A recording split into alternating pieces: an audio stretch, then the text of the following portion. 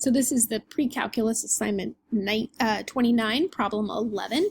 The directions say to use synthetic division to completely factor. Use the factor to get you started, and then no remainder here, and factor the trinomial. Okay, so if our polynomial is p to the third, p to the plus p to the second minus 64p minus 64, I'm going to write down the coefficients here. So I've got a 1, a negative 64, and a negative 64. Nothing's missing. And then one of the factors is p minus 8. So if I set that equal to 0 and add 8 to both sides, I get positive 8 right here. Okay? So I'm going to, oops, and I drew my line in the wrong place. Let me erase that.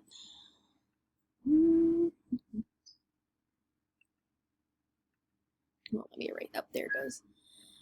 All right. So we're going to, let me draw that line in there in the right spot. There it is. Okay.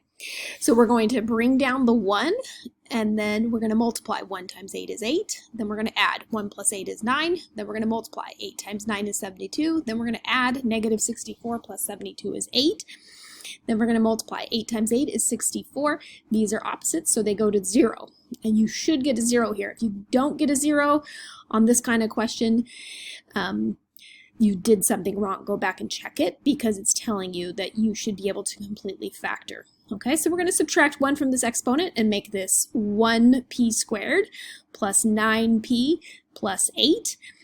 And then to factor this trinomial right here, we're going to say what's going to multiply to get positive 8 and add or subtract to get positive 9, and that would be 1 and 8. So the binomials are p plus 8 and p plus 1, and I switched the order, but it doesn't matter, because multiplication doesn't matter. And then the one that we started with in the original question was the p minus 8. So the three binomials are p plus 8, p plus 1, and p minus 8.